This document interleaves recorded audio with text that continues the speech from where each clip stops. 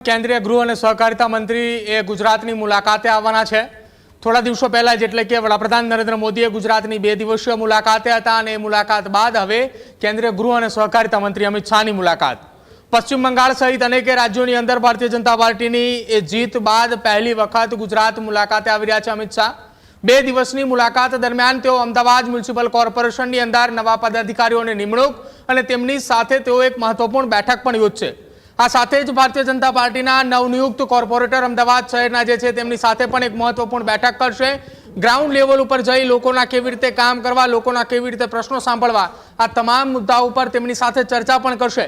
અને ખાસ મહત્વપૂર્ણ વાત, કેન્દ્રીય ગૃહ અને સહકારિતા મંત્રી અમિત શાહ ગાંધીનગર લોકસભા વિસ્તારની અંતર્ગત આવતી એ તમામ વિધાનસભાના એ લોકાર્પણ અને ખાતમુહૂર્ત કાર્યક્રમ સાથે જ તેઓ એ પોતાના મત વિસ્તારની અંદર સમીક્ષા બેઠક પણ કરવાના છે।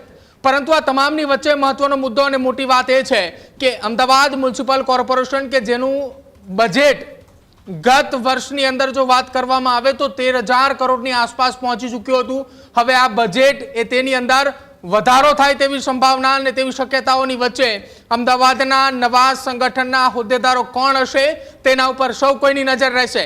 સ્ટેન્ડિંગ કમિટીના ચેરમેન જેવું મહત્વનું પદ એ કોને આપવામાં આવે છે, સાથે જ અમદાવાદના મેયર અને ડેપ્યુટી મેયરનું પદ કોને આપવામાં આવે છે, સ્ટેન્ડિંગ કમિટીમાં કયા કયા હોદ્દેદારોને સ્થાન આપવામાં આવે છે તેના ઉપર સૌ કોઈની નજર રહેશે।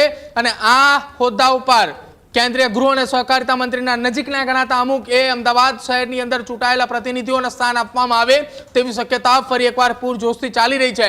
પરંતુ આ તમામની વચ્ચે પાર્લામેન્ટરી બોર્ડની બેઠકમાં કોનું નામ નક્કી કરવામાં આવે છે, કોના નામ પર અંતિમ મોહર મારવામાં આવે છે, એ હવે જોવાનું રહેશે। અને તમામની વચ્ચે આ 2 દિવસીય ગુજરાત મુલાકાત દરમિયાન ગુજરાતની અંદર મોટી હિલચાલ અને રાજકીય ગતિવિધિઓ તેજ થાય તેવી સંભાવનાઓ હાલ વ્યક્ત કરવામાં આવી રહી છે। ત્યારે જ ન્યૂઝરૂમ ગુજરાતની યુટ્યુબ ચેનલને સબસ્ક્રાઇબ કરો અને ઇન્સ્ટાગ્રામ અને ફેસબુક પર ફોલો કરો। અપડેટ રહો, સત્યની સાથે રહો।